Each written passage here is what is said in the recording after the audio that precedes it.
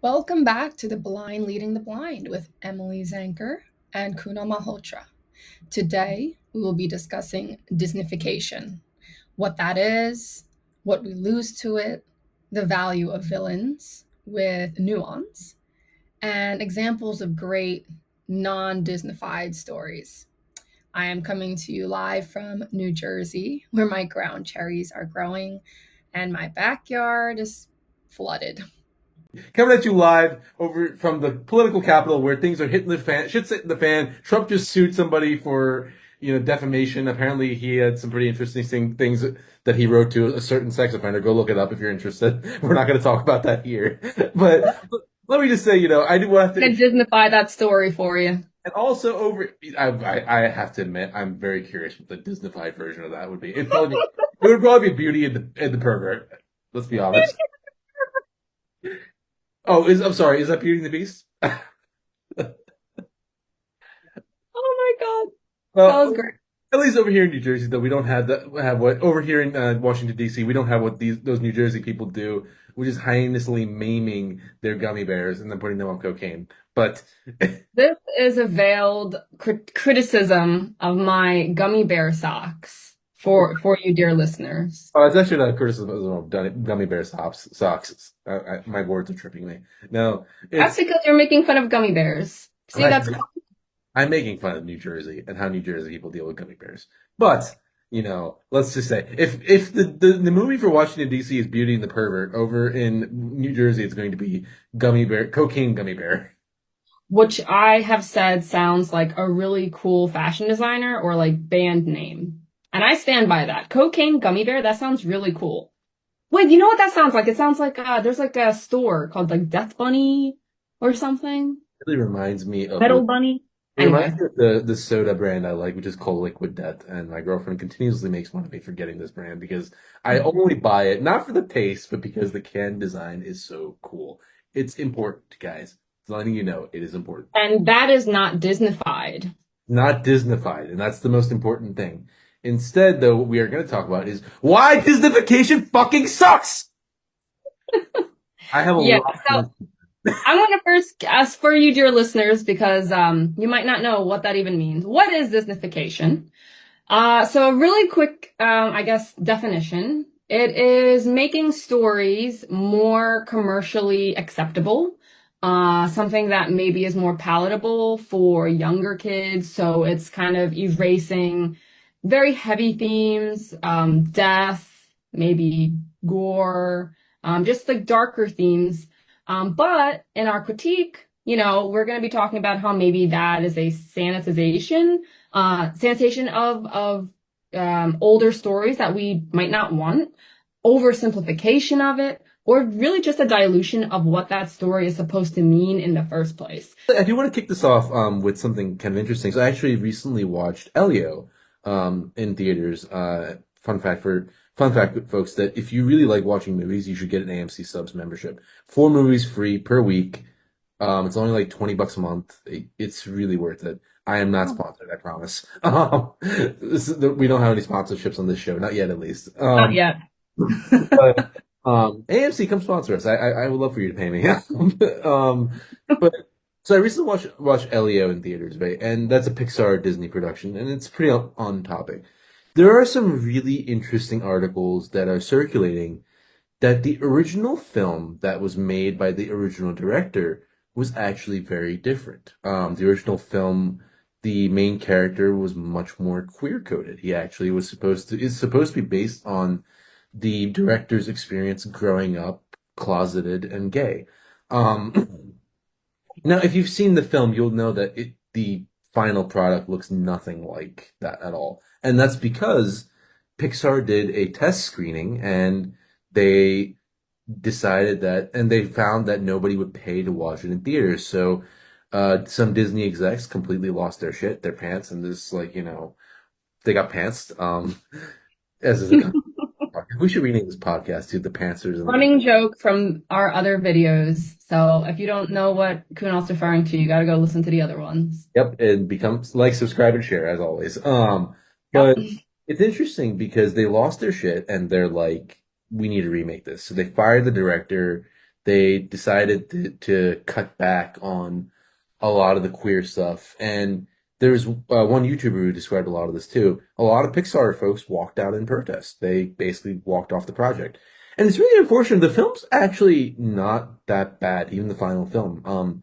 This is coming from me, who is a diehard Disney critic, which has more to do with, which has to do with a lot of things we're going to talk about here. But um, it goes to show you that Disney's sort of big thing is that, as we talk about in Disnification, they want the widest appeal possible. They're not trying to make a story, right? When an artist writes a story or makes a piece of art, we aren't always provocative necessarily, but we are trying to elicit certain emotions, right? We want our audiences to feel what we want them to feel. And sometimes that means being dark. That means being sad. Things don't always work out perfectly in real life, and we kind of imitate that. Um, Elio is a very good example of what Disney does to a lot of their productions, especially their animated ones, but generally speaking, you could argue this for Marvel and for Star Wars. I know there are probably some diehard Marvel fans who are, just frothing at the teeth right now, ready to kill me for saying that. For the record, folks, I live in New Jersey. For those of you who want to kill me,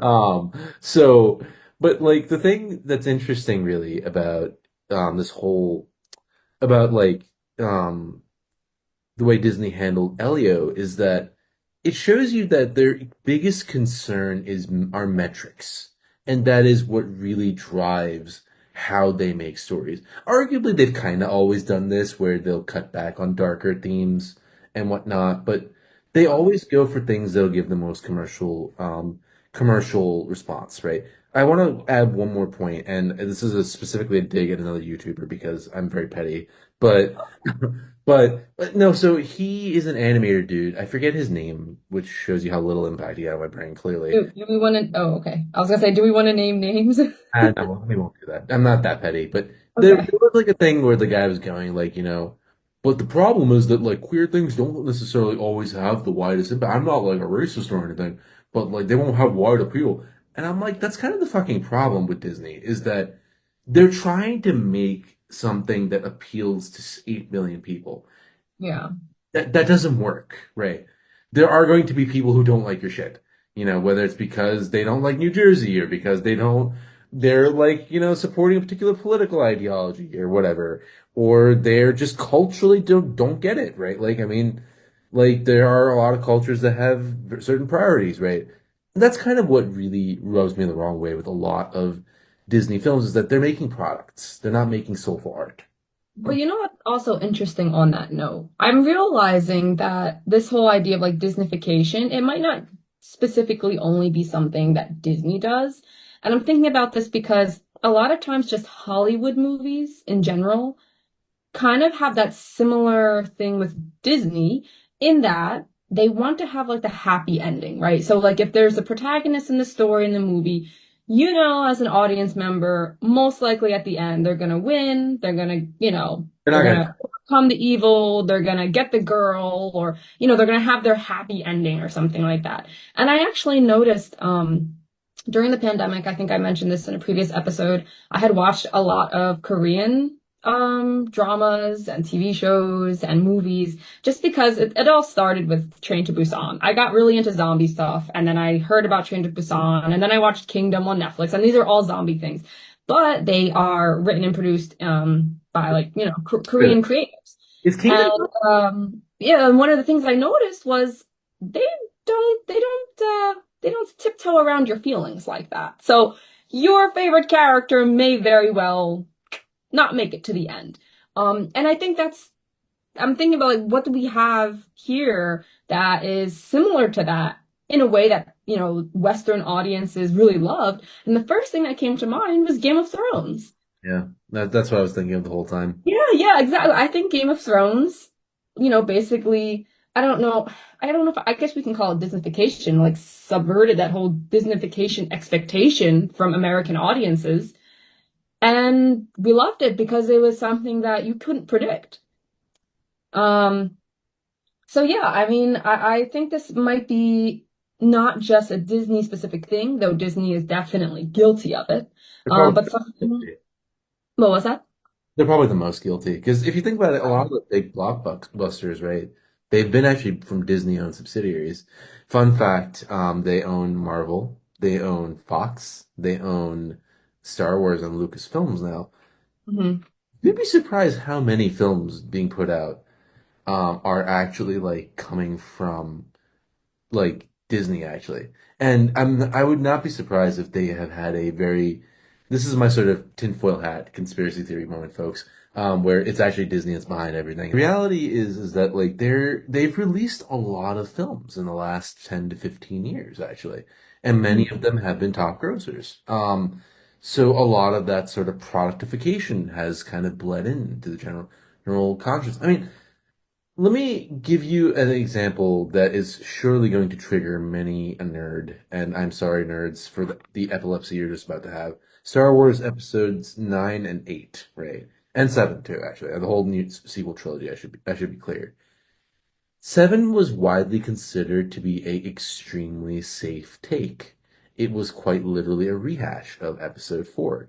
And and people will then often blame episode 8 as being the failure or episode 9 is the failure. And there's a lot of people who think that episode 8 did too much subversion.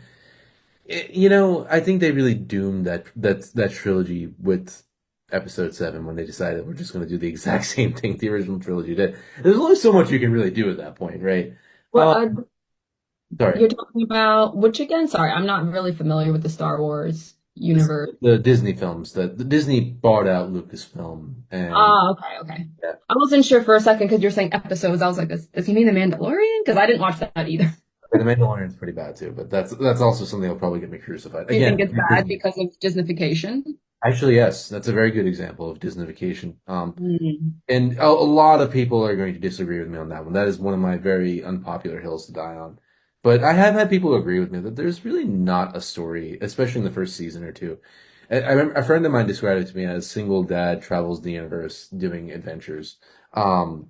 Baby Yoda being his adopted child, and like you can tell that Disney was like, okay, how do we make something after the disaster that was the sequel trilogy that will appeal to everyone, make everyone be like, "Aw, cute," and like get them to watch again?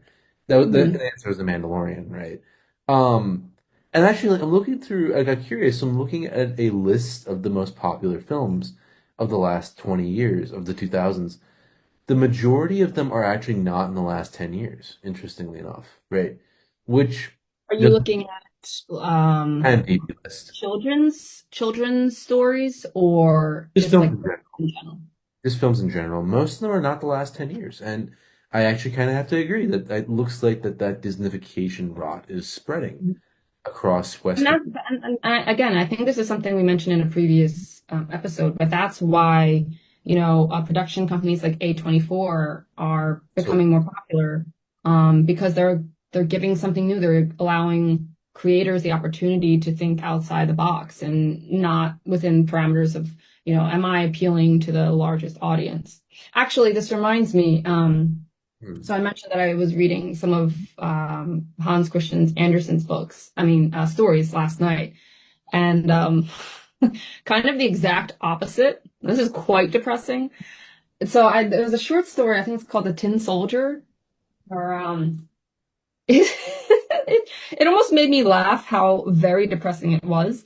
Let me just get the name here really quickly. Oh, it's called The Steadfast Tin Soldier.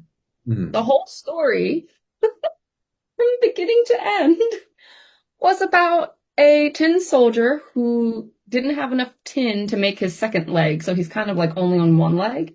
oh And God. then he's like the toy of this. It's very much like Toy Story, where the toys have their own little lives when the kids are away, and they have thoughts and feelings, but the kids can't see it.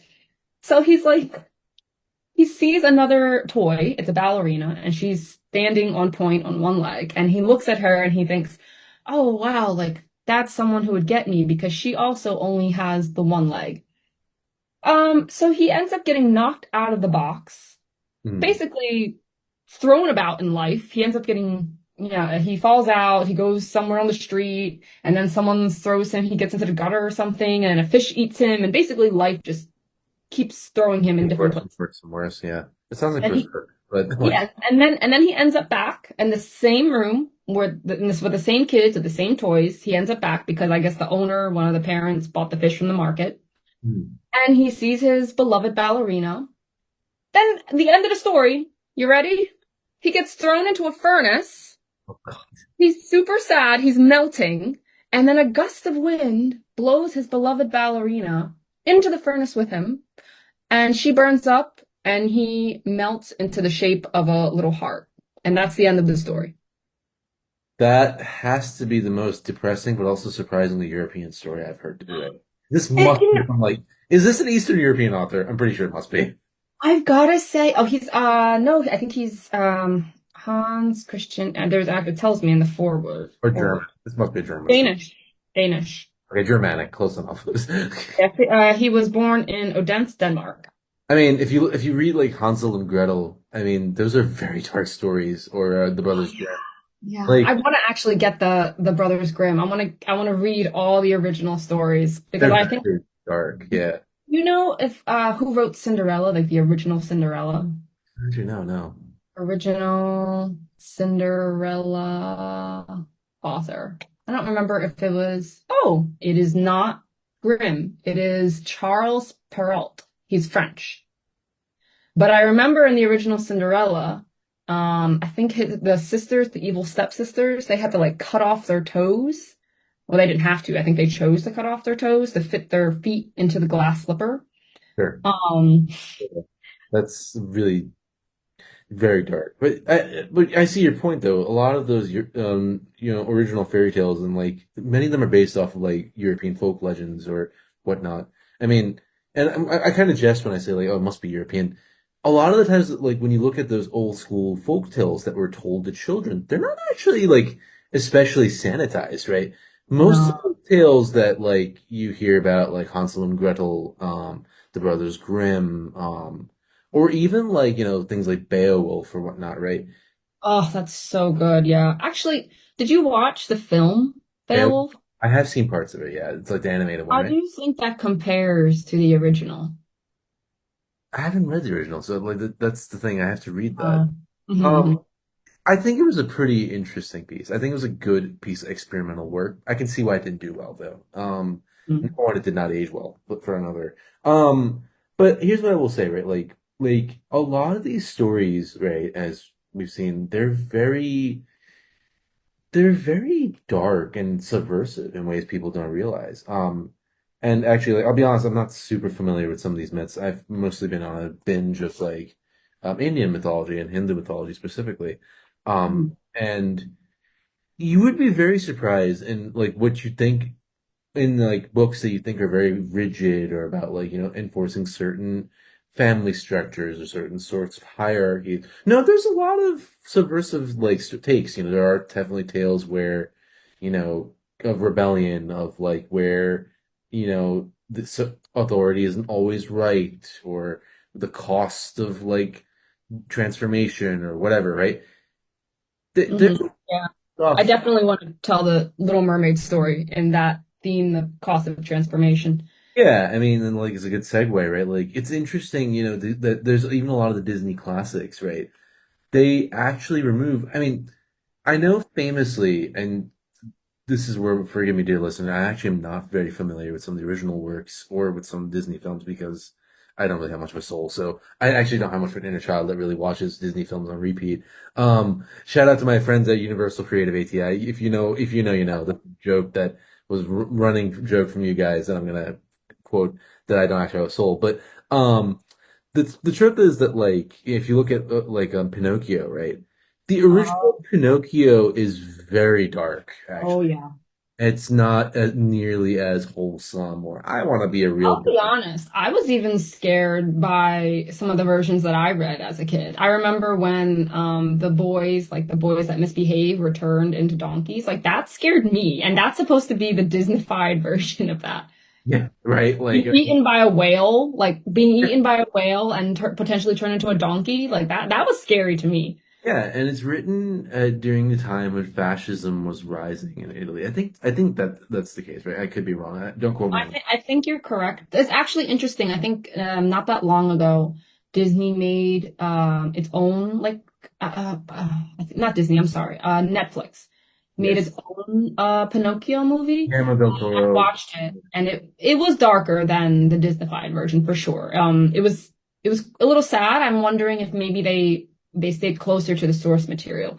But on the note, a good segue of I do want to Kunal. have one thing, one fact check, guys. The Pinocchio was not written during the rise of fascism. I was wrong. Okay. I just wanted to fact check that. But go for it. Uh-huh. So segue of Kunal not having a soul. The idea of not having a soul is something that actually came up in The Little Mermaid. So this is fascinating to me. So I just finished reading The Little Mermaid. And it wasn't that Ariel, they didn't name her in the original story. So Disney chose to call her Ariel. It wasn't that she wanted to become a human being just so she could marry the prince. While she was enamored with the prince, she found him very handsome. Her grandmother, who, by the way, didn't appear in the Disney movie, had told her that human beings have eternal souls, unlike mer people. So the idea was that mer people, they live for 300 years, but when they die, they just become sea foam, and then that's it. There's no more existence beyond that.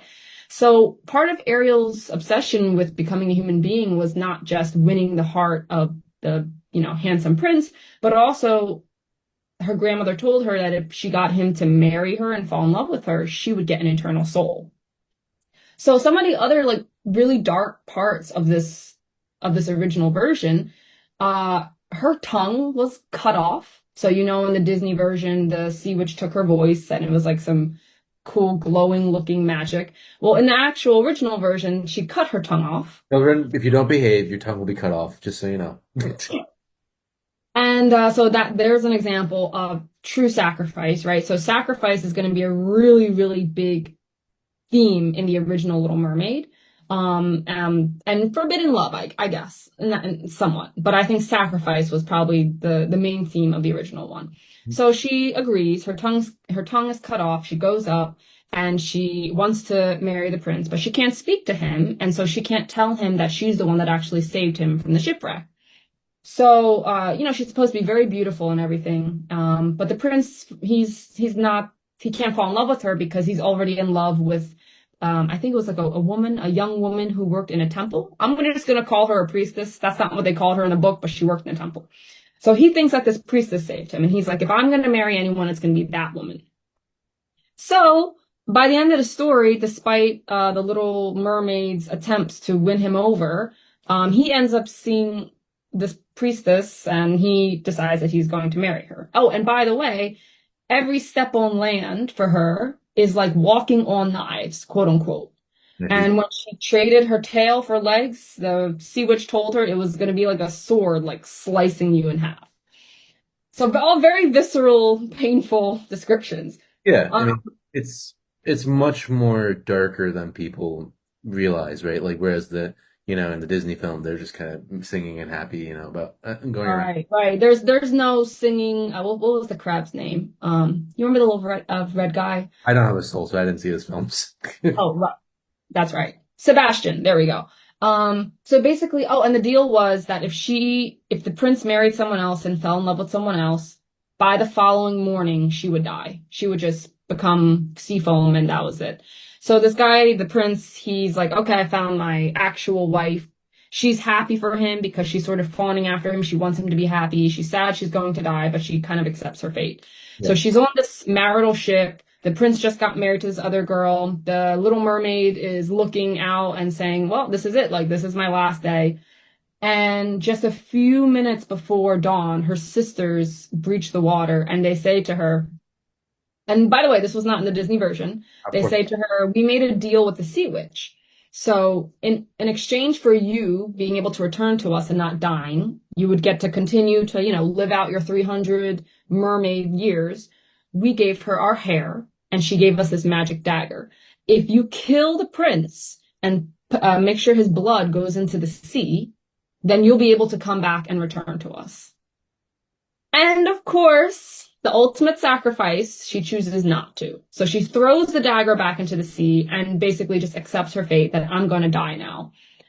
So she jumps in, she becomes sea foam, and you think, okay, this is the end. But because of her sacrifice, because of her, good, her morality and her good deed, spirits of the air basically pick her up and say, you are one of us. And by the way, we have an opportunity to get an eternal soul. And it was something actually really cute at the end. It was like for every bad child that we weep for, like a year or two is added on to our waiting time. And for every good child that we see and like we smile, a year is taken away from that waiting time. And so it was like, that frankly was it was a much deeper story. It was a much more, I don't even know how to explain it. It was like they focus on it was literally focusing on pain as redemption. It's like the acceptance of pain, the acceptance of hardship, the acceptance of sacrifice, as opposed to the really watered down version, no pun intended, the really watered down version that Disney gives you. Dagger, your puns are going to kill me one day. I'm convinced of it. I don't know about anything else, but your puns will kill me one day. Listen, you knew what you signed up for. Fortunately, I did. It's interesting. That does remind me a little bit of a side note. It reminds me of The Corpse Bride, by Tim Burton, actually. Oh, that's a good one. Yep, that's one I've watched a breakdown of a few times now, and it's on my list to rewatch. But Mhm. it's worth noting, right, that that again, this what's interesting about The Little Mermaid, it's also a Danish tale. And so fun fact, folks, a lot of the Germanic stories tend to be very dark. I remember I remember my German teacher was like we were just talking in class, we were talking like, why is this so dark, this particular thing? And she's like, have you read Hansel and Gretel? That's what they teach their kids. Like, what did you expect? And it's like, So what actually happens at the end of Hansel and Gretel? Do they get eaten? I forget, but I know it's much darker than people realize. Let me look it up real quick. Hmm. So what's interesting is that like there's more depth, there's more about like unrequited love, there's just more room for interpretation, more room for um, different thematic elements. I think that what's happened is in the last in the last like 70 years, especially since World War II, we've definitely become a culture that likes easy answers, right? We don't want to be challenged. We think kids cannot be challenged.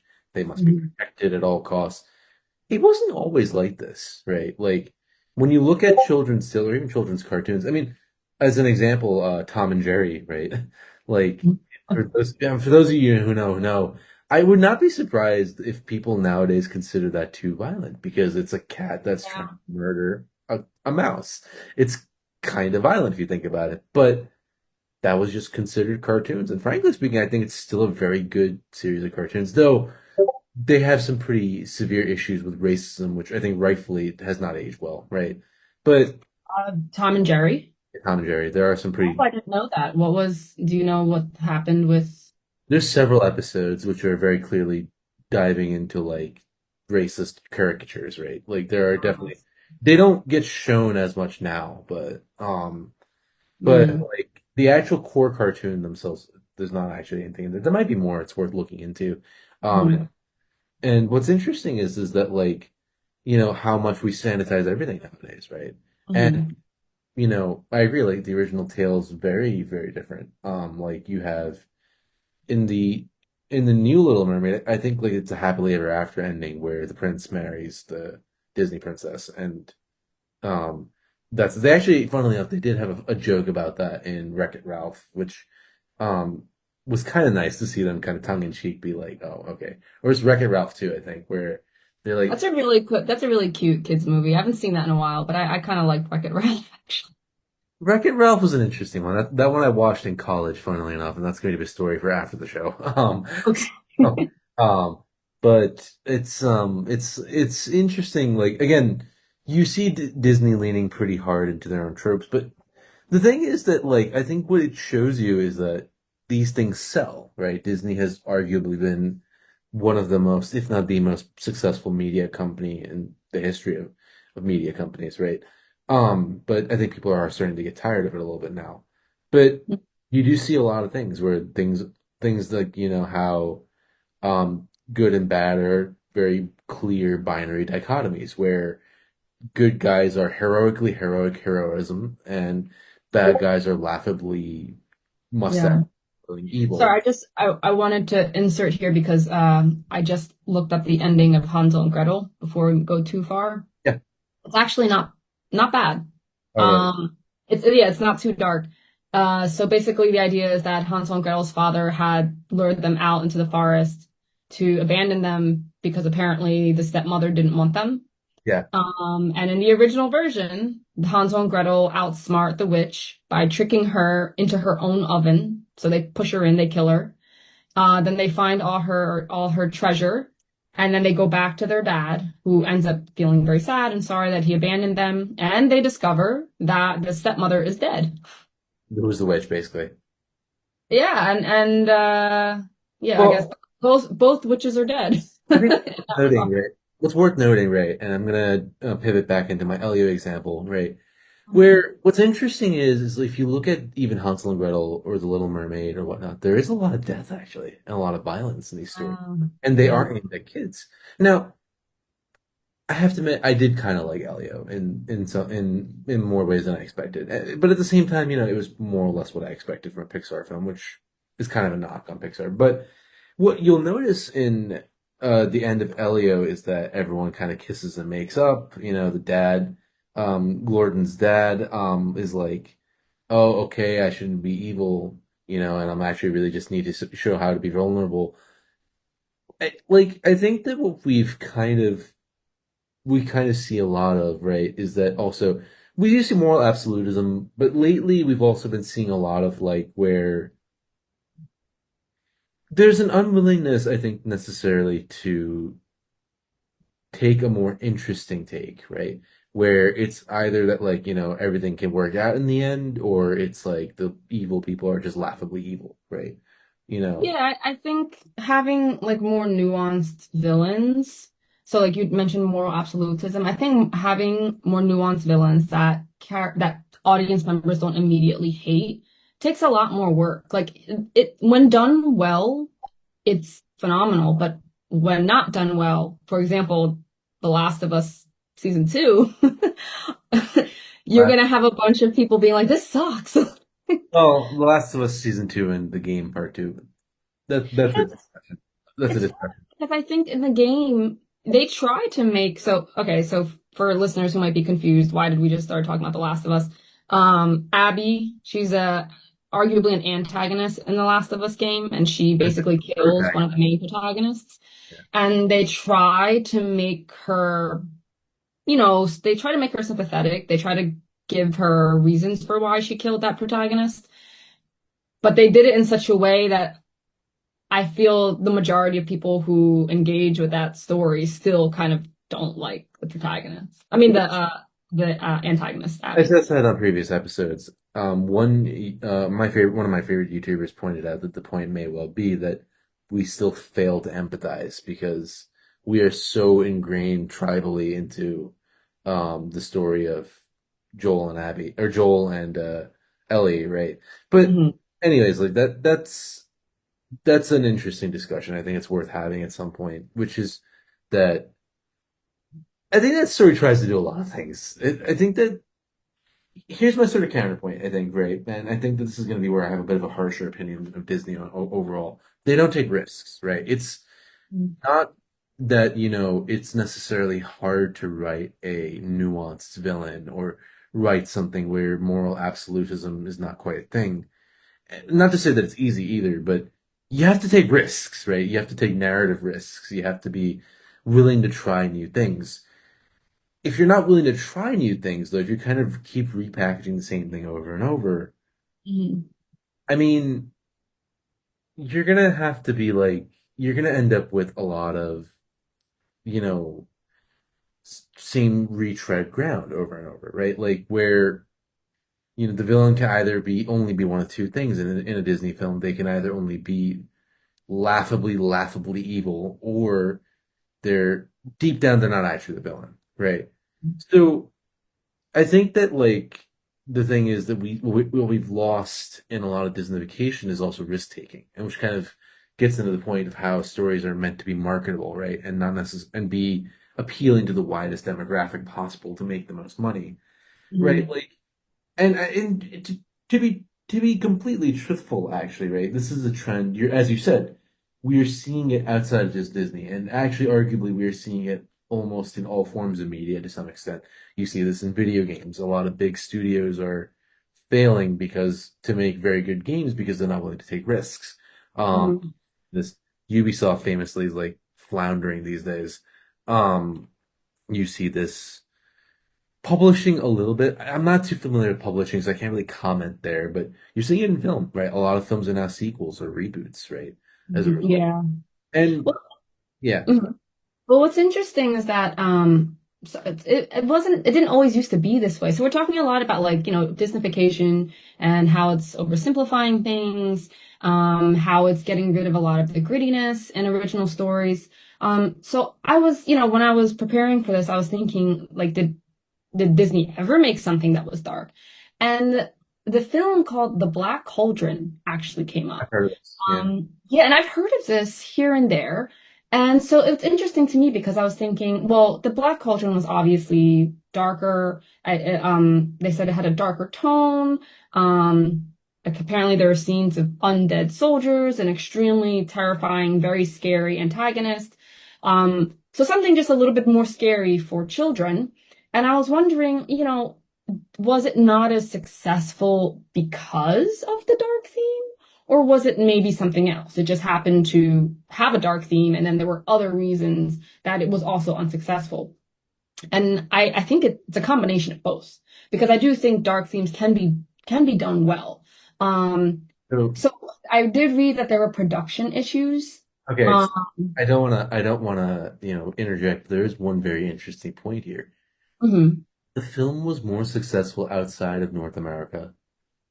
Ah, interesting. I do wonder, and you dear listeners, for those of you who have astute ears and don't have your heads in your asses, and what's That's interesting, another running joke. another running joke. Subscribe, watch our other videos.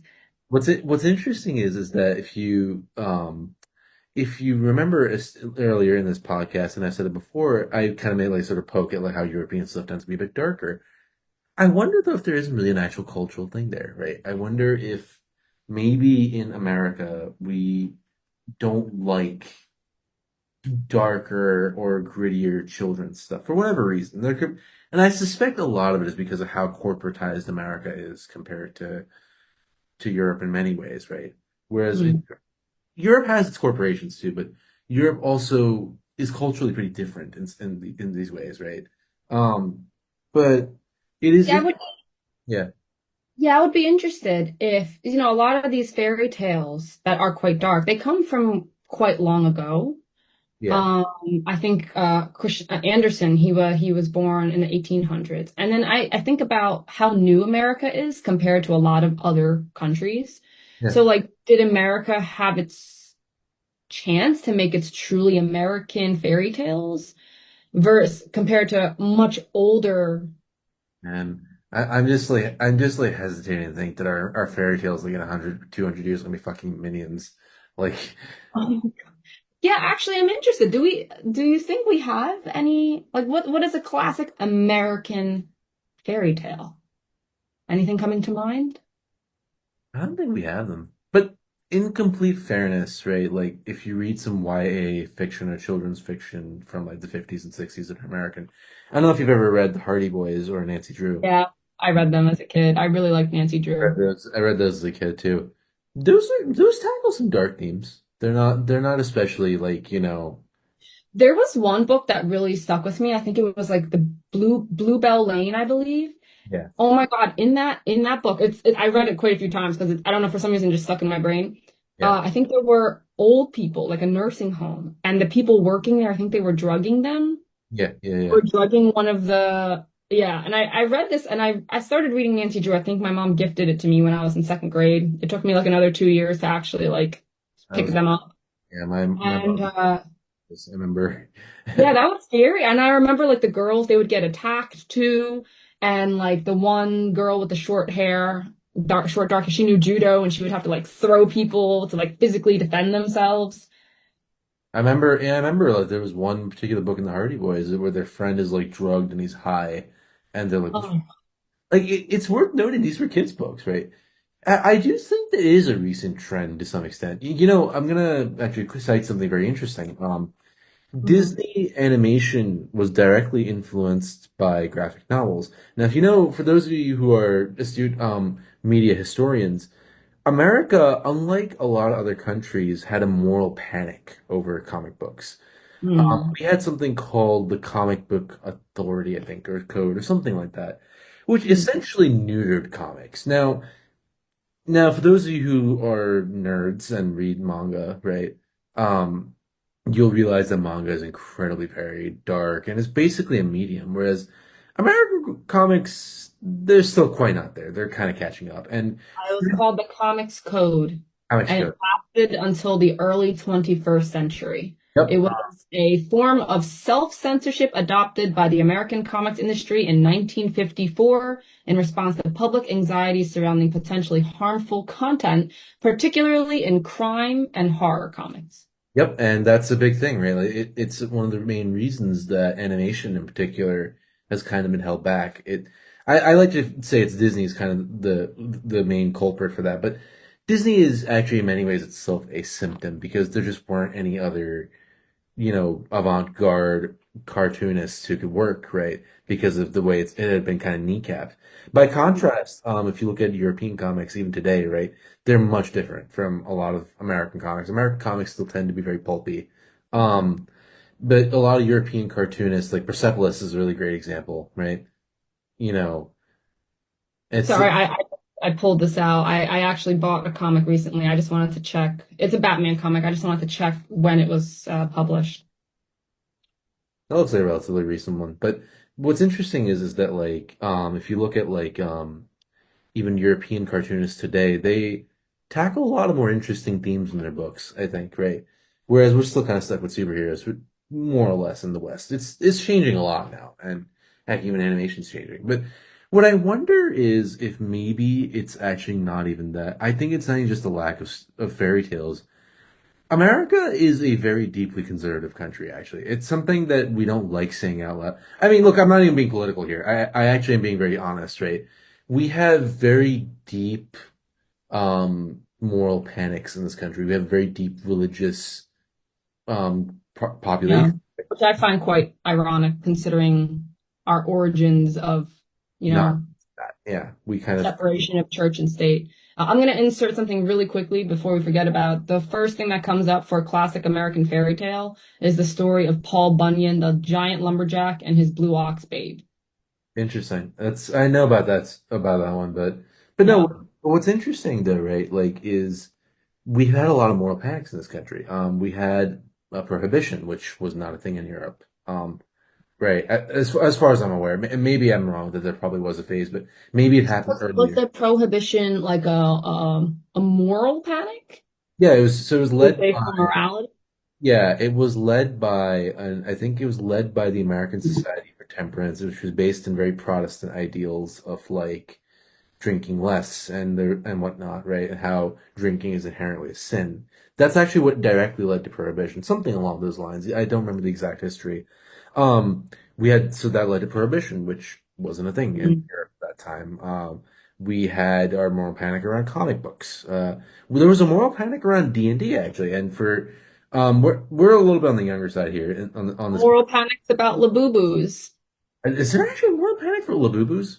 I can't tell if it's just satirical or not, but I have seen a good amount of articles and videos comparing Labubus to there's like a demon who has a similar name and they're like calling the Labubus like little demons or like are they the devil's pet? If you go on Google and you look this up, you'll find it. I would not. Just for you for listeners, I had written a podcast, I mean not podcast, a blog post last week and I did a bunch of research on Labubus. So I this just popped up and I was quite shocked that you could even compare Labubus to like demons. I mean, in the age of the internet, honestly, it's pretty easy to be outraged by anything. So moral panics are just kind of like continuous at this point. So I wouldn't be surprised if there is a moral panic of some kind. Uh, to your point of moral panics in the US, I just did a quick search. So there was the Red Scare. I don't know if that's really moral. That's more like communists. That's a bit Sorry. different. The Yes. Satanic Panic in 1980s, apparently, a widespread fear of satanic cults engaging in child abuse. Yeah. Oh, the war on drugs. That's the one that I think would be most recent to you and me. Yeah. But D&D, right, was part of the Satanic Panic because they thought that like it was a satanic cult of some kind, which Yeah. it's I actually have some friends whose parents they didn't let them read Harry Potter because they were like, "Oh, that's demonic," because they are doing magic and stuff in it. doing pagan stuff, right? I heard about that. There's a moral panic there. And more Yeah. recently, I guess, if you want to talk about moral panics, I mean, I know this is kind of, I guess, sounds nutty about me, but QAnon, right, is kind of a moral panic if you think about it. Um, Thing. right. I mean, what I'm trying to get at, though, right, is that America has some very deeply religious foundations. And if you think about it, yes, there's separation of church and state, but if you even look at the founding fathers and the language that they're writing, it does actually lean into it a little bit. Like, but anyways, like, we're not a podcast by history, so we're not going to get too far into that.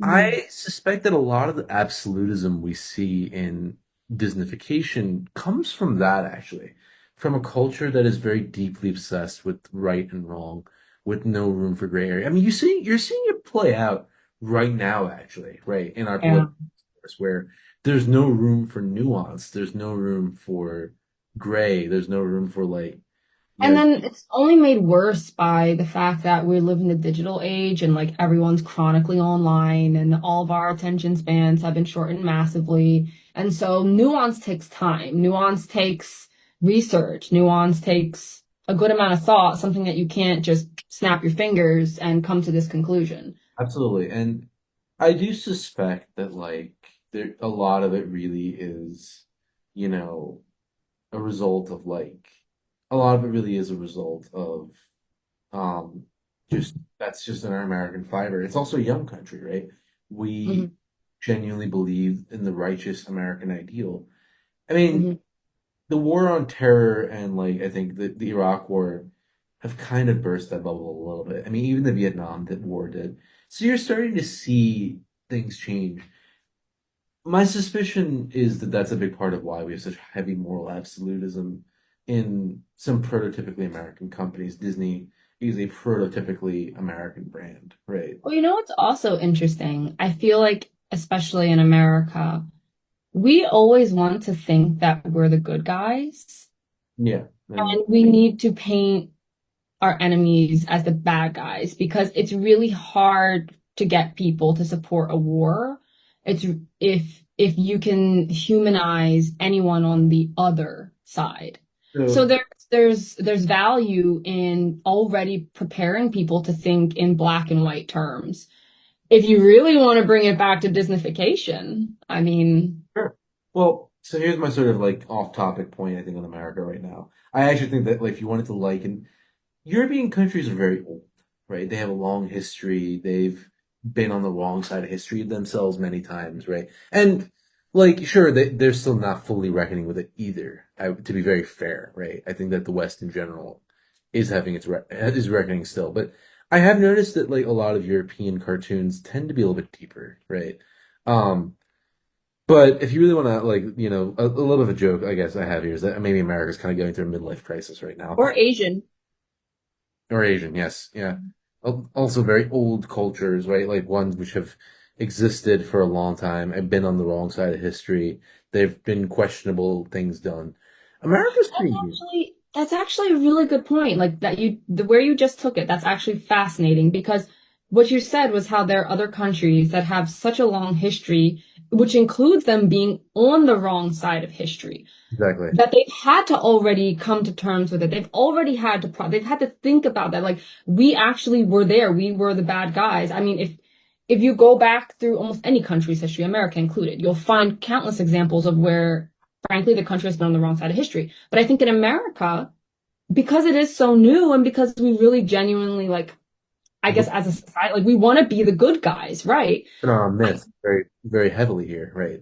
Right, right. That even though there even are so many terrible, bloody bad guy, like America is the bad guy examples, like I think as a collective American psychology, most people, especially corporations that are making, stories like Disney, they don't want to they don't want to wrestle with that thought, that idea that, Absolutely. we're not always great. We haven't always done things well. That's an uncomfortable thing. I think people need to get a little bit more comfortable being uncomfortable. Absolutely. And it's something that is still we're still kind of working through. And again, like kind of getting back to my sort of semi joke here, America's kind of in a midlife crisis right now. Um, Interesting. I mean, I joke, but that's kind of what you're seeing, right? Where it's a country that's maturing. It's going through like, a stage where empire is not like given, right? It's not like the empire is being challenged. We're going to multipolar world. So, but the reality is, I think that a lot of the Disnification trend you'll see it get challenged more and more as Mhm. people slowly, So I think a good example of that, not to jump ahead, but a good example of like a modern non-Disnified fairy tale. And fairy tale, I guess I would define as like a story that has a lesson that would be something that you could share with kids, would be Coraline. yeah, Coraline. That's another Tim Burton film. Yeah, The Corpse Bride, Um, Coraline, yeah, both. yeah, and so that's actually one of the reasons why. So we do mention Neil Gaiman a lot here. I think this is like the third time I've mentioned him on the channel. Because one thing I really do think he does well, I think Neil Gaiman, he kind of writes within the world of mythology. He writes in the world of like myth and fairy tale. Um, Oh, Neil and, Gaiman. Neil Mhm. Gaiman. Neil Gaiman. No, Neil Gaiman. Like, why, oh, why did you end up turning into a fucking monster? I know. I'm so sad about that. Yeah, I mean, like it's so fucking scary, right? Right, like how like a lot of these authors have just turned into like monsters. Oh, listeners, I just realized Neil Gaiman is not American. I should Right. have known that. He's Exactly. English. So I had two good examples of modern fairy tales that are not Disneyfied, and neither one of them come from America. I mean, Neil Gaiman, I suspect, is also Neil. Actually, like now that you think about it, you kind of understand where Neil Gaiman's nuttery comes from because he's completely nuts. Um, like where some of those more darker things come from in his tales because he's kind of a dark creature himself. But Really? Wait, in what regard? Are we talking about his controversy or I'm just making a bad joke. I think. I think. I'm just really sad still because like Neil Gaiman's work is really truly magnificent, but he's such a piece of shit human being. Um, felt about Chris Brown, frankly, when I was in grade school and he was all the rage. And you remember Chris Brown and Rihanna were like the it couple, and then it came out that he abused her, and I was like, why? well, I love you I and will be your very work. honest, dear listener. Just so you know, I not on top of not having a soul, there are certain things I lived under a rock about, and music is one of them. So I You know know Rihanna. You know Rihanna. I know the names. Yes, I don't actually know about the culture surrounding it though. You know her face? I know her face. Okay, all right, good. You don't live too far under a rock. You know her name and you know her face. I like to say I live in an alternate dimension. There's nothing wrong with that. I Yeah. sometimes live in an alternate dimension too when this dimension becomes a little bit too much. But I will say one thing, like it's funny, like we have like dear listeners, we actually have an outline and script we kind of go off of sometimes, but sort of. But most Yeah, of we're the jumping around. but it's funny, like we're looking at the list of like fantastic modern non-Disneyfied fairy tales, and none of them are American. No. We also Or- we also have Pan's Labyrinth. I think that came from South America. yeah, And then that's we have that's Princess American. Mononoke, and that's from Japan. Also directed by Guillermo del Toro, right? Princess Mononoke Oh, is Japanese, right? I think it actually really is an exclusively American thing. Japan is another great example of a country. They've been on the wrong side of history many times, right? And you can see the nuance that's brought to their work, right? I see. so yeah, I read a book. It was basically about, it was called Hiroshima in America. And it really talked about what being attacked by two atomic bombs did to like the collective psychology of Japan, Yeah, and why so many of the stories that then came out of Japan after that kind of wrestled with the ideas of death yeah, and yeah. I mean, how close it is to life. And even in American collective psychology, I think the book was saying that it really, I think the thematic story element of a post-apocalyptic world became much more popular. I mean, obviously we had the Cold War then too after that. Yeah. But it became something that people like think about how many post-apocalyptic stories and games and movies and books came out since the end of World War II. Also worth noting, America is very obsessed with AIs like taking over the world, like with Skynet style. Whereas in Japan, they very much embrace technology by contrast, right? And Mm. it's a really interesting thing to think. Ghost in a Shell.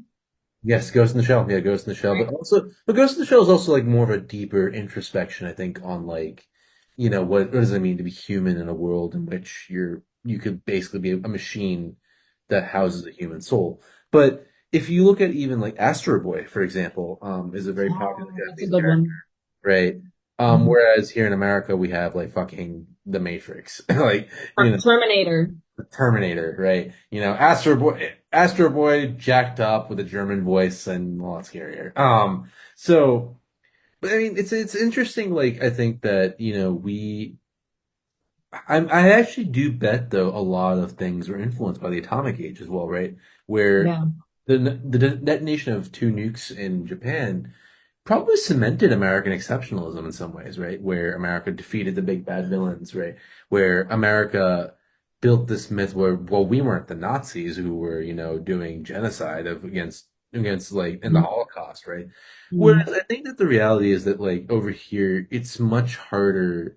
But you are seeing it like a little bit. Things are changing, but there is a lot of American history that has not been reckoned with, and I bet that that's probably what has led to Disney. Absolutely. Yeah, it's interesting because like, we read what we read when we were still in school, about history, American history. And then it's been a completely different experience for me as an adult. And I say this, I think I said this once on like my social media. Like I didn't learn about Japanese internment in school. Like I learned that outside of school, outside of textbooks. I actually might have learned that. Chinese Exclusion Act. I didn't learn about that in school. That wasn't part of the curriculum. I learned about that outside of school.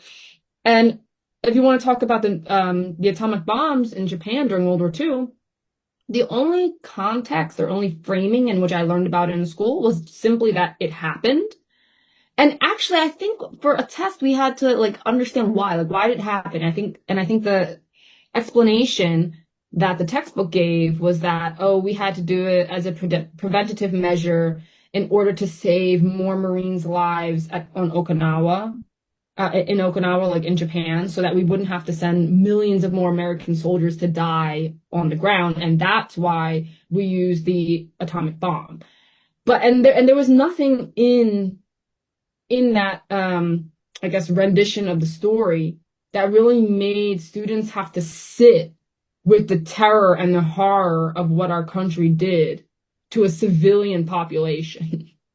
I think what's interesting about the atomic bomb story, and this has nothing to do with Disneyfication, but it is an interesting little tidbit. They were not meant to be dropped on Japan. The goal actually was that they would be used on Germany. And that's actually why Oppenheimer and all those folks engaged in the Manhattan Project. They really, really believed that Germany was a huge threat and that's why they wanted to use the nukes. It's just that Germany surrendered before the weapons were finished. And so they realized that they have this power and that they could end the war in Japan a lot quicker. That's that's a debate I think that is a very interesting one, right? And again, it goes back to that whole point of nuance, right? There's a lot of nuance surrounding it. It's also war, right? Like it is inherently involves atrocities on either side of the conflict. There's not been a clean war fought ever. And if you really think there's been a clean war fought, then I have a bridge to sell you. Like, I mean, like in the history of mankind, almost every war has been very brutal. But it's I in, think I think there's something important about knowing that, like knowing what happened and the moral context in which it happened. absolutely. And that's actually something I think Germany's done well, at least from what I've heard. Germany has an issue now where a lot of the younger generation does not want to learn about the Nazi past because they feel that, you know, it's not pertinent. They didn't do it, right? Really?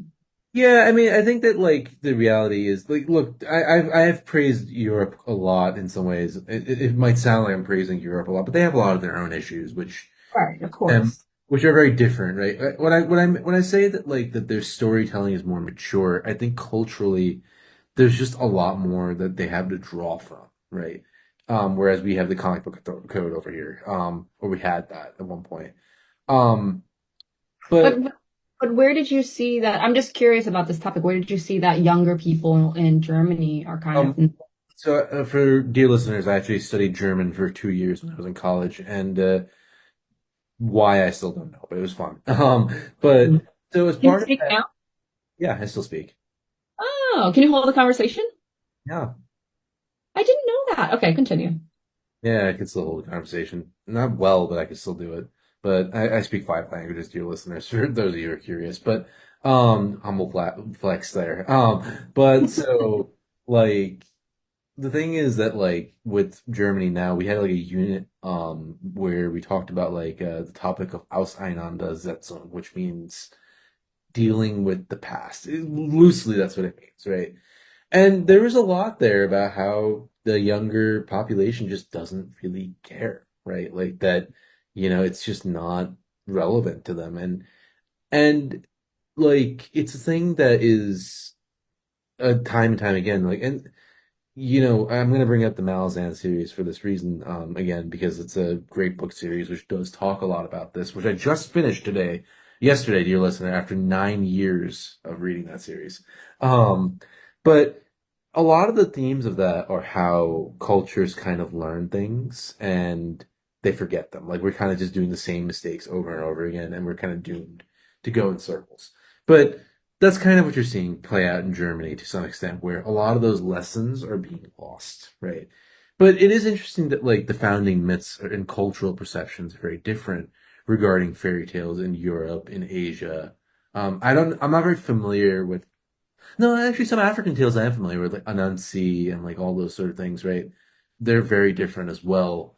The Compared original Anansi or the Anansi Boys written by Gaiman? the original Anansi story. I actually have not read Anansi Boys. That's very different. The original Anansi is about a trickster god, actually, who takes the form of a spider. Yeah, no, that's where Gaiman pulled Yeah, yeah, yeah. his inspiration from. It's the same idea of a trickster god with the spider form. Yeah, yeah. But like the original story is pretty interesting, actually. Like it's a lot of it. What it comes down to is that is that our founding myth here in America is based on good versus evil, right versus wrong, right? I mean, the whole thing of like give me liberty or give me death, no taxation without representation. I suspect that's really what has impacted Disnification, right? And what led to the rise of it over the course of history. Now, I will say that like that's not to say that we are not producing stories that are, more nuanced. We have them. We have a lot of them. I mean, A Game of Thrones is American, right? After all. Um, but Um, mhm. But it is worth noting that like a lot of our kids' tales are very neutered. Yeah. Sorry, I just wanted to respond to your point about young Germans not wanting to grapple with the past because they feel like, we're not responsible for that. So I was just interested about that because I have a friend, she's actually like 5 years younger than us, and she's very politically like aware. I feel like politics is brought up in every conversation. And I don't think that, I think that's something that's really important to her. I don't think she's ever really like shied away from those discussions. So I just did a quick look just to see if, this really is true, or, representative of like a large population of young people in Germany. And it seems like, I guess, I don't want to say distaste or the reluctance to maybe talk about it really has to do with like what was my family's personal connection to that. So it seems to be like they understand the importance of it, and it's not that they don't want to talk about it or learn about it or think about it. It's just a little uncomfortable because maybe grandma or grandpa or great grandma or great grandpa, what role did they play during Nazi Germany? So that Yeah, seems to be kind of the and sore point. no, and I'll tell you something interesting, right? Like we all have this in our personal histories. I actually have recently been very fascinated by my own granddad. He was a part of the British colonial police force in India. And now, for those of you who know the history of colonial India, these people were not exactly nice people. So it's had me really thinking what was going down. And the thing is that a lot of people are just going, well, that's not me. Why should I care? Um, and so Excuse. you do see that a lot. You are excused. Sorry, I had to sneeze. Uh, but you do see that a lot, like in these sort of tales. But to bring it more back to like our more topic, we've kind of like strayed a little bit, I think. But Mhm. me, I would say I'm kind of curious which villain characters are actually nuanced then in any Mhm. sort of Disney-ish films. Are there any In a Disney film, Disney adjacent, which I include Pixar in this too. okay, Pixar also, let's see. I don't know if there are any actually. I feel like there's got to be at least one even within Pixar. What are some popular Pixar films? Oh my God, you're asking the wrong person. So I mean, Coco was very popular. But who was the main antagonist in Coco? Do you remember? Was there even an antagonist? Because technically, the antagonist was his own grandmom or his own mom who doesn't want him to play music, Yes. right? And then like Oh, no, they weren't nuanced either. Because The Incredibles came up, and I like that, but the that guy the was villainously villainous. But the recent trend of Pixar has been like parental figures who are well-meaning but misguided, right? Um, mm, Which is interesting. I remember like Cinema Therapy had a point. Like it seems like that a lot of Pixar creators are like, trying to catharsize their their childhood or something. A lot of the films lately, even Elio has like a father figure who's misguided. What do you think about A Bug's Life? So I think in A Bug's Life, the grasshoppers were the antagonists. Or yeah, it was a long You time. know what? I think they weren't. Were they nuanced? I mean, they were very clearly trying to control and enslave the ants. Like they, Didn't they beat the shit out of them in the end? I'm pretty sure they did. who? The Who ant, the beat up the grasshoppers, didn't they? Yeah, I think so. But you know what I think I'd say about the grasshoppers, especially the grasshopper leader? I think he was a.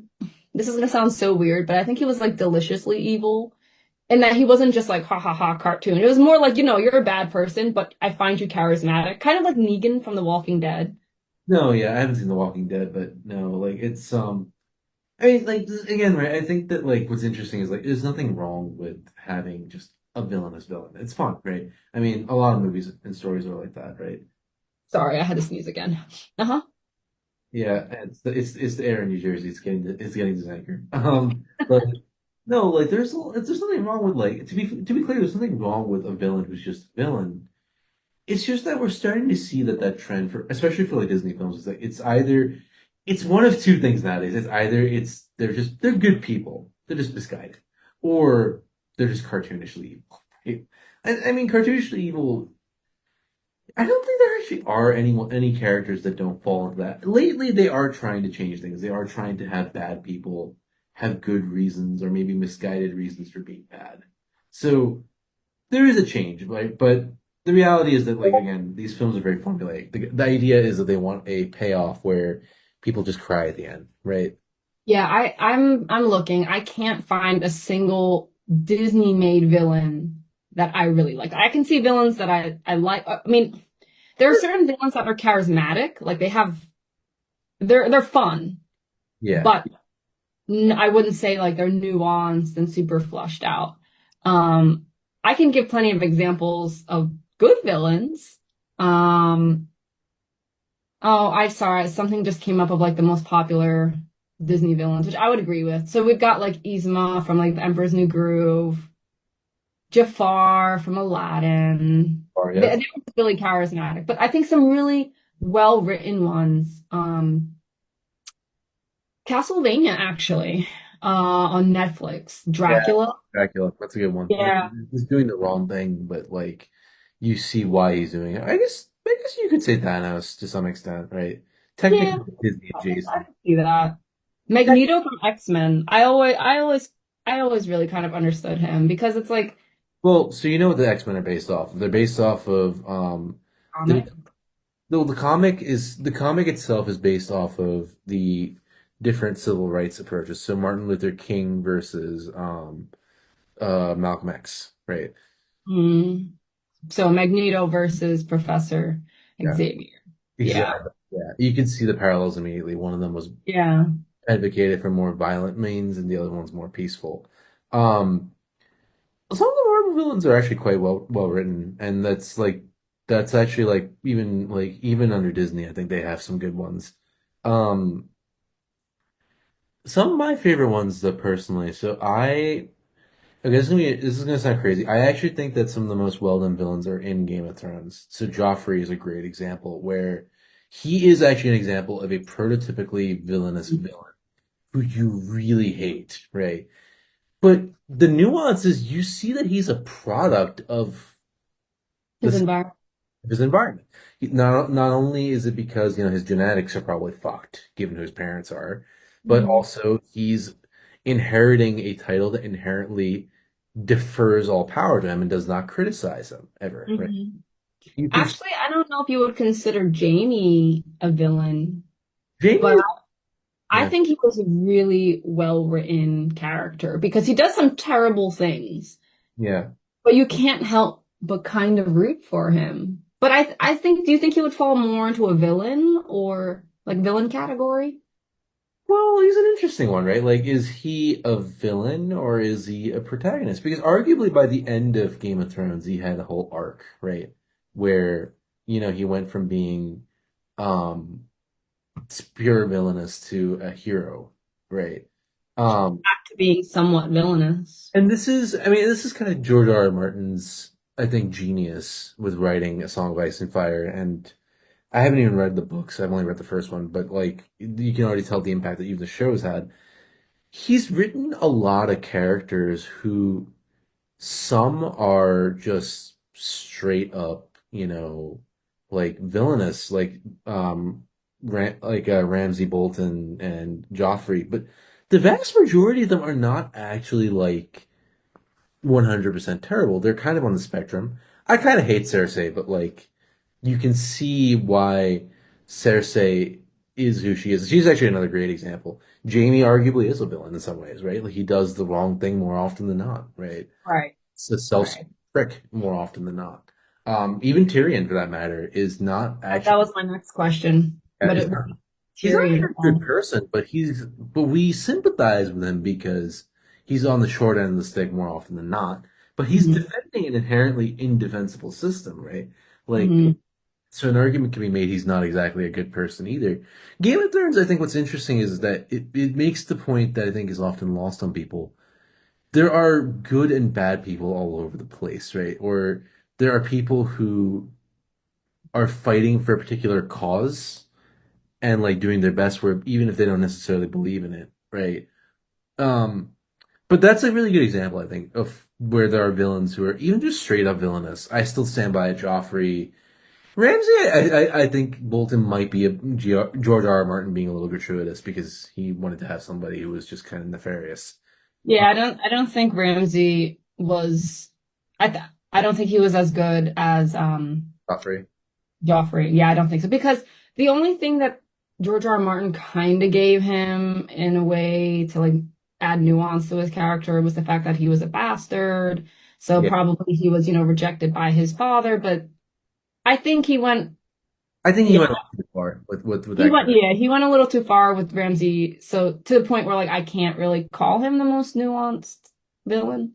Ramsey's whole point, I think, was to show that like there's some pretty fucked up people fighting for the Lannisters too, nominally at least. Theon might have been a good one. Theon's a good one. Yeah, Yeah. he's definitely a villain, in the sense that he's a dick who betrays people, but and then later loses a dick. Spoiler. I was Spoilers. wondering if you were gonna make that joke. You know me, the mind of 13-year-old. But like, here's the thing, right? Like with a lot of the Game of Thrones characters are very, very well written until the last seasons, which they kind of fall off the cliff. Yeah, we'll just pretend that those didn't happen. Yeah, one day George R. R. Martin will release the unreleased books. I doubt it actually, but no. So like, those are pretty good examples. For outside of A Song of Ice and Fire, there's Joker. I would say like the film with Joaquin Phoenix. Oh, yeah, I watched that one. People have mixed opinions. Some people are very like, Okay. I don't know if I would say that. I don't know if I would. I don't know. I don't know if I would say he was like the best example of a nuanced villain. I think he just had mental health problems. yeah, which is something we don't really see in a lot of comic book books. Which yeah, that's fair. Like Um, I don't know. I mean, I'm looking at lists right that come up, and they're out there. I mean, actually, Joffrey Baratheon is in this list. I actually thought so. That like I actually do agree with that. Someone said Dolores Umbridge, which is an interesting one. Really? What was the nuance there? I don't know. Interesting. Look that up. I think this is just a list of villains. Yeah, because I don't think she was nuanced at all. She seemed quite sadistic. I didn't like book five, honestly. I thought book five was pretty boring. So like, She like went into she went into a school and forced well, kids to cut their hands and I mean, there are. I guess like about interesting it. might be the right word, right? There's also Javier Bardem in Skyfall. I don't know if you've seen that. That's actually a pretty good one. That's a villain No, movie. I haven't seen that.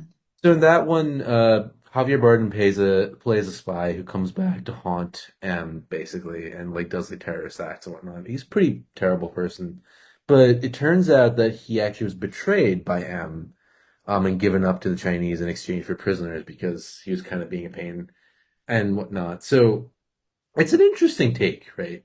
That was a very interesting take, very reminiscent of a few things in GoldenEye, but GoldenEye did not have nuance, I would say, but Skyfall did. Um, there's a lot. I think there's a lot of them, honestly. There's a pretty good Yeah, but list. none of them are Disney. Unfortunately. What's the Disney ones? Which ones would you even go with? I mean, Otto maybe from Wall-E? I haven't seen that one either, but like, Yeah, and I think I only saw part of it, not enough to comment on it. But we had in our outline, we were going to say like the value of having villains that are nuanced or villains that have backstories that allow you to sympathize with them. And, why does that make a better story? So part of the reason was just the fact that audience members could really do some introspective work and ask the question, like, what would I have done in that situation? Would I have become a villain if I had been given the cards that Joffrey Baratheon had? What might have happened to me if my mother was I- Cersei? I'll have you know, that's Joffrey Lannister. He's not the true king. Ah, yes, that's right. That's right. See, now you would get beheaded and I would be safe. I'm saying this to you. Are you gonna betray me, Dexter? One more joke about New Jersey and I'm ratting you out. You know what? I'm gonna say right now, it's the effect in New Jersey. There's only rats in New Jersey, apparently. You know, dear listener, if you go to New Jersey, you too will turn into like Lord Varys, apparently. All right. I'll give you a head start back into Maryland. Listen, listen. Here in Maryland, the North remembers. I mean, that's all I'm gonna say. The North, you're South. Fine, the South remembers. The South remembers. Oh fucking hell! Now I sound like a Confederate nutcase. What have I done? That's hilarious. Oh my God. But no, it's important to have like I mean we did a podcast on how stories like are a good means of like perspective taking and learning and opening your mind and widening your perspective. That's Yeah, why that was our first episode. I think we did it very in first episode. fiction. Yeah. And that is why nuanced villains are important. This doesn't mean every villain has to be like nuanced. Sometimes it's just fun to beat up a laughably bad characters. Everyone likes shooting Nazis, apparently. But After all, they shouldn't be the main event, in my opinion. If you're gonna write a compelling, interesting story, a flat villain should not be the main event. Maybe if you want your character to sort of get a leg up, they beat some flat villains along the way. They're just well, like, I will say it does depend on the story, right? Like Pulp Fiction, yeah, it's fun.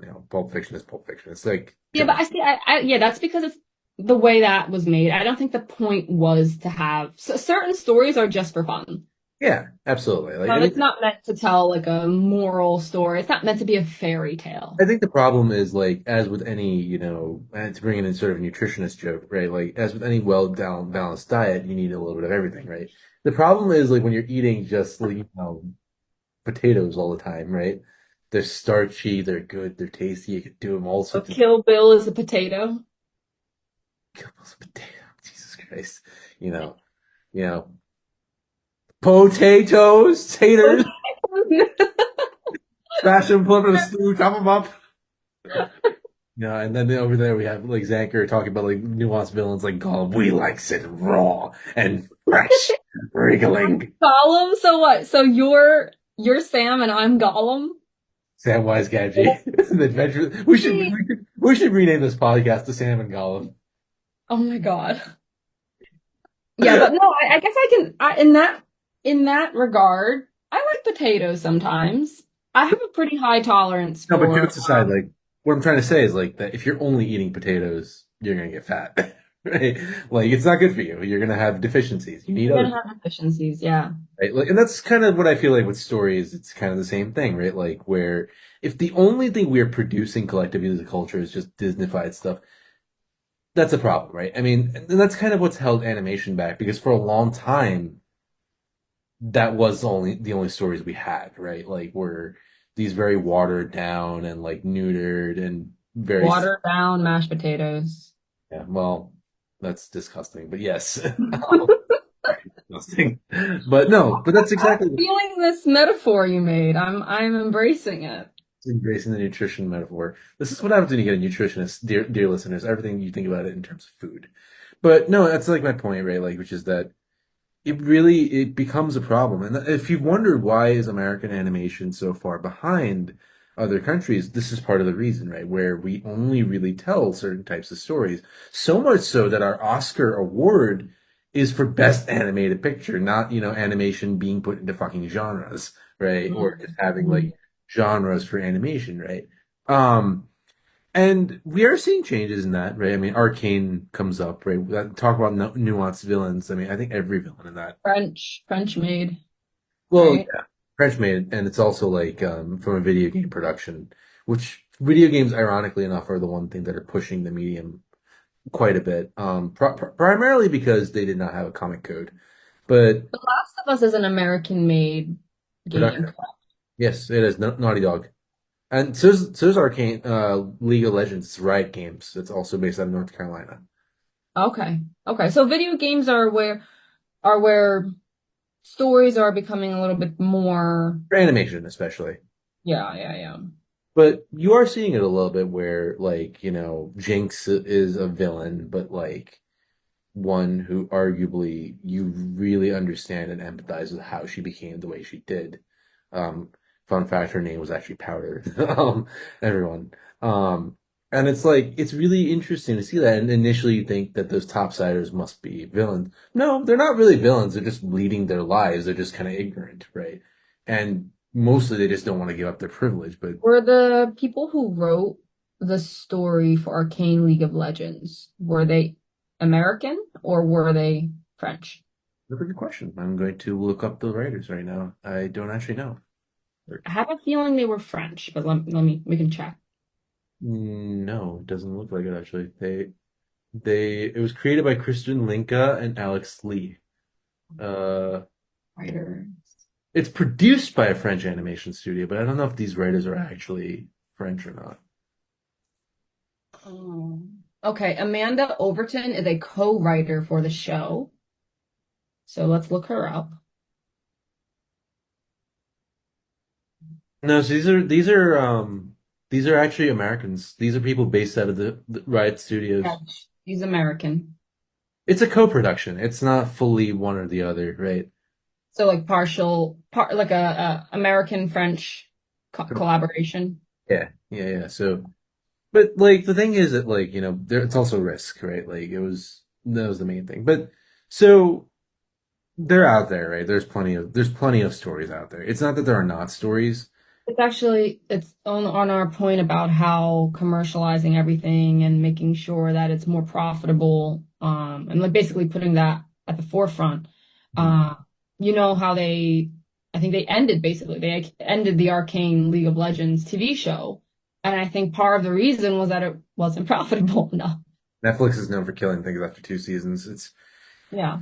It's probably the reason why season 2 wasn't very good, actually. I mean, like, it's because they just decided to end it with season 2. But Yeah. season 1 remains probably one of the best series of television ever produced, I think. Yeah. I would agree. It was fantastic. But Plus the song choices that went with it. they're pretty Oh my good. God. They're very good. They're very good. But yeah, no, I think like what we're really seeing, right?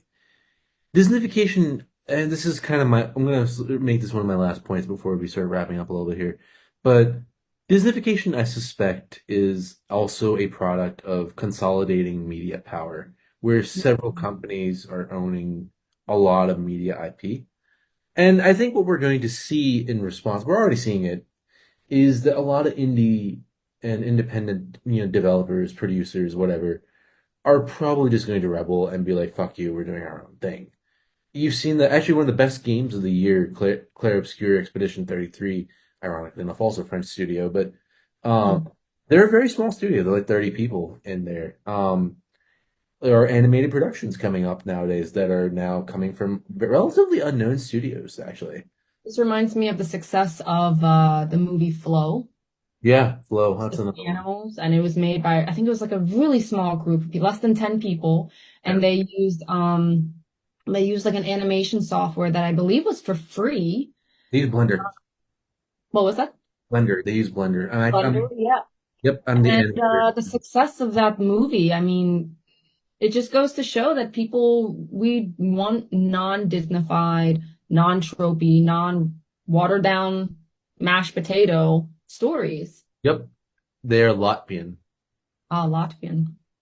It is interesting to note how little American representation there is in this. In In this, this conversation that we've been having. it is interesting. I don't know if that's a bias on our part or if there really just isn't. You know what? Listener, leave a Yeah, comment below. Yeah, yes.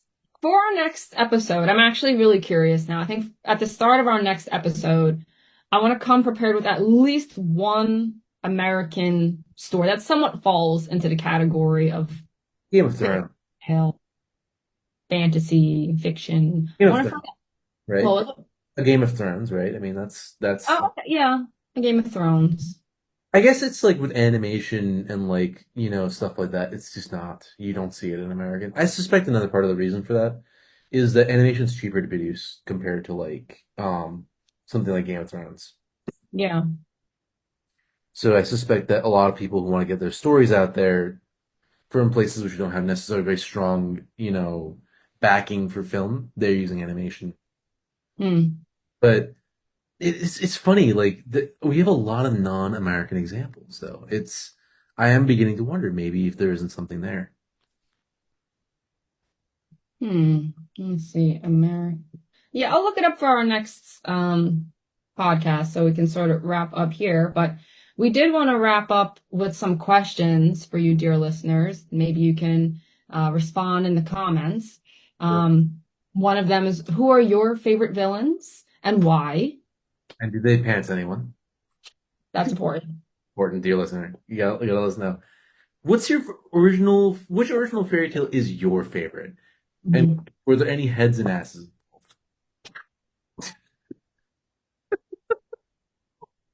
And do you think there are any instances in which a Disneyfied version of a fairy tale is actually better than the original, or at least not worse?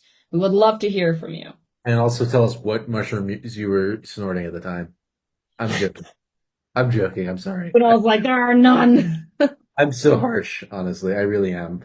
But, well, dear listeners, it's been yet another journey on the blind leading the blind, where we still have yet to elect the blind leader. And I gotta say, like, this has been an interesting topic. We had a lot of tangents on this one.